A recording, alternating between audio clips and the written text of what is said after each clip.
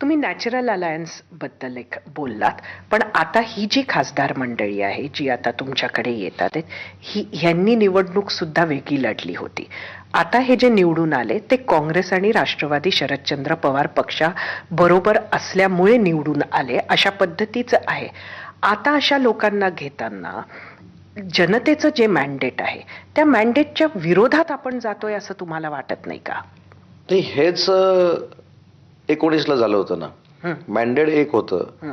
भाजप आणि शिवसेना आम्ही एकत्र लढलो होतो. बरोबर. फार मोठं यश, घवघवीत यश आपल्याला मिळालं होतं आणि आम्ही नॅचरल अलायन्सकडे जावं हीच आमची भूमिका होती. आणि या लोकांमध्ये जरी तुम्ही डीपली जाऊन विचार केला किंवा यांची वागण्याची पद्धत बघितली, यांची बॉडी लँग्वेज बघितली किंवा यांचा स्वभाव जर बघितला तर ते वंदनीय बाळासाहेबांचा विचार पुढे घेऊन जाणारे सगळे शिवसैनिक आहेत. त्याच्यामध्ये बंडू जाधव साहेब असतील, नागेश आष्टीकर असतील, आमचे ओमराजे निंबाळकर असतील, ही सगळी मंडळी. पण यांच्या देखील 1.5 वर्षात लक्षामध्ये आलं असेल की आपण पूर्ण काँग्रेसच्या आहारी गेलेलो आहोत.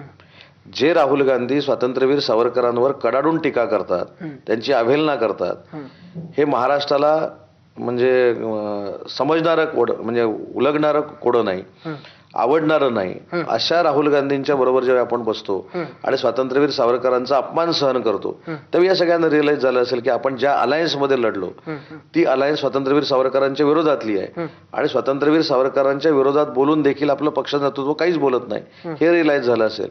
अनेक अशा गोष्टी आहेत. कारण ज्यावेळी शिवसेना तयार झाली त्यावेळी काय मी शिवसेनेमध्ये नव्हतो, की मी माझं दुर्भाग्य समजतो की मला बाळासाहेबांबरोबर काम करण्याची संधी मिळाली नाही. नाही तर परत उद्या कोणतरी म्हणतील हा शिवसेनेत कधी आला, म्हणून मी स्वतःच सांगून टाकलं.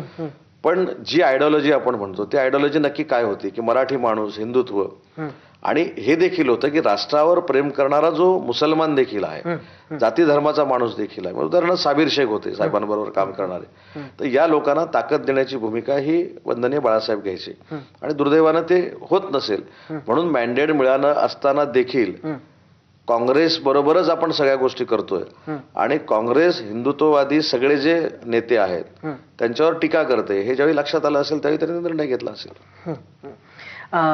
आता हे ऑपरेशन टायगर जर यशस्वी झालं होतंय असं आपल्याला वाटतंय तर ते कधीपर्यंत सुरू राहणार आहे? म्हणजे या खासदारांच्या येण्यानं ऑपरेशन टायगर संपलं असं आम्ही गृहीत धरायचं की पुढे आमदारही निशाण्यावर आहेत? नाही, खरं तर मी अनेक वेळा सांगितलंय की टायगर ऑपरेशन हे नामकरण, हे बारसं, हे कुठून निर्माण झालंय हे खरंच कोणाला माहिती नाही. परंतु टायगर ऑपरेशन झालं म्हणजेच नगरसेवक येत आहेत किंवा म्हणजेच आमदार येत आहेत अशातला देखील भाग नाही. खासदारांच्या अगोदर अनेक माजी आमदार पक्षात प्रवेश केले. उद्या परवा काही नगराध्यक्ष देखील प्रवेश करतायत जे युबीटीचे आहेत, जे काँग्रेस पक्षाचे आहेत. अनेक नगरसेवकांनी ह्या 7-8 दिवसामध्ये प्रवेश केलेला आहे.